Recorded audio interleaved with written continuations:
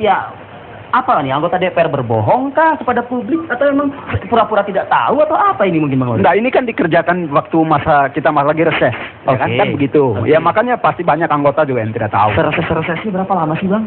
Kita reses kan waktu itu kan dari awal akhir November sampai dengan awal Januari. Jadi 1 bulan lebih. Mungkin itu penyebabnya. Tapi sama sekali tidak diketahui kan menjadi satu hal yang unik begitu dan lucu begitu. Sekarang kan kita lihat ini ruang Komisi 3. Itu sama di ruang Banggar yang lama juga seperti ini. Itu. Jadi kalau dari sisi ini Bapak sebenarnya masih wajar lah. Masih wajar. Ya. Nah, saya kembali lagi ke Bang Salang nih mungkin. Bang Salang, tadi Bang Salang sempat terputus ya. Ini siapa sih yang bermain dalam kontrak proyek ini begitu? Tapi saya mau katakan dulu, coba dilihat nih kursi ini. Ini produk dalam negeri loh. Ini produk anak-anak bangsa. Tidak kalah bagusnya kan? Ini kursi ini ya? Iya, kursi ini kan? Ini empuk juga kok. Dan ini menurut saya sangat berwibawa loh. Sangat berwibawa, produknya luar biasa bagus. Ini sangat kuat. Nggak tahu nih berapa tahun dia masih sangat kuat gitu. Kalau Bang Salang lihat di sini, kira-kira apa sih produk-produk yang ada atau barang-barang di sini yang didatangkan impor dari luar negeri? Ada nggak sih? Saya kalau melihat ini semua rata-rata dalam negeri. Semua dalam negeri. Nah kan bisa dan ini kan Bang. Coba bandingkan. Kalau teman-teman memperhatikan dengan sangat serius pada saat kita berada di ruang baru Banggar ini dengan ruangan sekarang, menurut hemat saya, penilaian saya, ini jauh lebih bagus. Jauh lebih bagus dan jauh lebih berwibawa dari furniture yang ada di sana dengan. Karena kita sudah bersama juga bertiga ini masuk ke dalam ruangan pada saat itu kan. Begitu. Jadi memang saya kok menduga ini jelas ada permainan. Siapa sama siapa Bang? Tolong Bang. Mungkin itu yang saya bilang. Kalau saya agak berani mengatakan, ini ada tiga pihak kok. Yang pertama tentu saja Banggar yang mengajukan permohonannya atau keinginannya. Nah perlu dicek apakah mereka yang minta kami mau produk dari luar negeri. Kami mau misalnya kedap suara. Kami mau macam-macam lah keinginan-keinginannya. Itu Banggar. Yang kedua, semua keinginan itu disampaikan ke Sekretariat Jenderal. Dibuatlah anggarannya oleh Sekretariat Jenderal, dari Sekretariat Jenderal dibawalah ke BWRT. Nah, kalau BWRT setuju, gitu ya, maka anggaran ini jalan. Kalau sudah disetujui, begitu jalan, maka mulailah proses tender dan sebagainya. Karena itu, ini tiga pihak ini tidak bisa lepas tangan begitu aja. Ya, dari sisi mekanismenya, dari sisi prosedurnya, dari sisi tanggung jawabnya, ketiga-tiganya, itu menurut saya wajib dituntut pertanggungjawabannya. Pertanggungjawaban secara etik di internal DPR, pertanggungjawaban hukum. Bang, kenyataannya tetap akan dibongkar kan seperti itu. Meskipun 3 hal ini juga selama ini atau kemarin-kemarin ini melakukan penekanan terhadap pembongkaran ataupun juga renovasi terhadap ruang Banggar ini. Ini menarik. Ada perbedaan pendapat ya. Ada kelompok yang mengatakan tidak setuju itu membongkar karena pemborosan.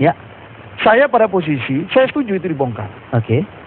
Untuk menunjukkan bahwa memang tidak semua anggota DPR setuju kemewahan itu. Tapi kan itu kan membuang uang negara lagi jadinya. Betul. Karena itu harus diproses.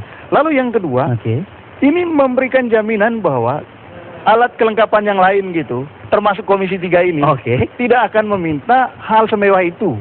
Itu jaminan gitu.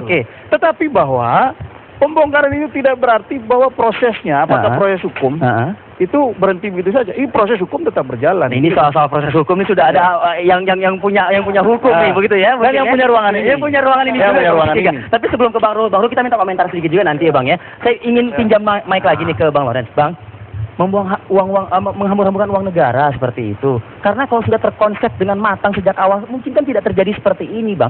Fraksi PAN yang sudah jelas-jelas dari awal tadi mengatakan melalui Bang Lawrence tidak akan mempergunakan, ini seharusnya kan bisa diteriakan dari awal, Bang. Iya, karena ini kan kita baru tahu setelah ada berita dari media. Kan? Jadi baru tahu yang kita prosesnya kan, proses bagaimana itu membangunnya dan sebagainya dengan anggarannya begitu besar.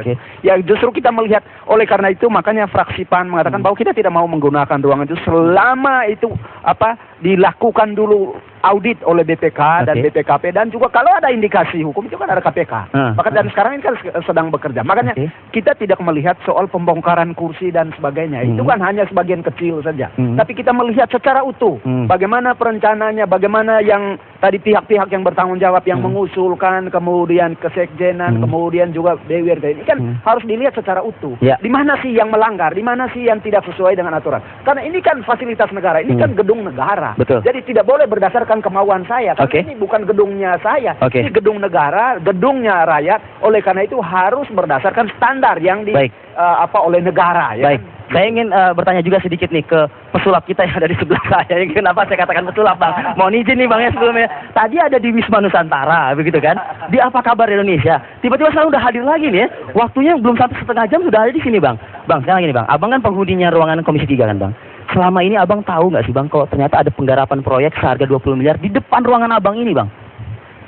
Terus terang kami Komisi 3 nggak tahu, tapi kami kan maaf aja semua nggak tahu atau pura nggak tahu, Bang? Kami nggak tahu dan semua komisi sibuk dengan kesibukannya, tapi kami bertanya, kok tidak ada lagi ruang makan kami? Ruang sahabat-sahabat kami sholat kok nggak ada lagi? Memang sebelumnya di mana, Bang? Di yang dipakai ruang 20 miliar itu, Bang, ya? Tergusur kami. Padahal kan kita equal semua komisi badan kan berdiri sama tinggi, duduk sama rendah. Kadang-kadang di satu pihak kami Komisi 3 enggak, kami sebelum reses udah nggak bisa lagi. Jadi kami makan di sebelah sana, bawa makanan ke dalam ini ya. Sudah tidak bisa lagi pakai ruangan itu? Oh, udah nggak bisa. Alasannya apa, Bang? Ya itulah, disitulah yang lagi rame-rame baru. Oh, rupanya tergusur kami gara-gara ruang banggar. Artinya sudah diketahui kalau misalnya ruang itu akan dipakai untuk proyek ruang banggar? Waktu itu kami nggak tahu ada apa ini kok kami nggak bisa lagi di sini. Jadi kami kaget. Ada dua pernyataan yang berbeda dari Bang Lawrence dan juga Bang Ruth. Bang Lawrence mengatakan dikerjakan pada saat revisi, tapi Bang Ruth mengatakan sebelum revisi juga kami sudah dilarang keluar. Oh, udah nggak bisa. Sebelum reses begitu. Tapi apakah proyek ini pun juga artinya pembongkaran yang akan dilakukan hari ini, begitu kabarnya dari Bang Lawrence, ini adalah proyek untuk memberikan atau mengobati luka di hati masyarakat yang mengetahui program renovasi ruang banggar ini bernilai 20 miliar? Jawabannya nanti, Bang, ya. Kita jeda dulu. Apa kabar, Indonesia akan kembali.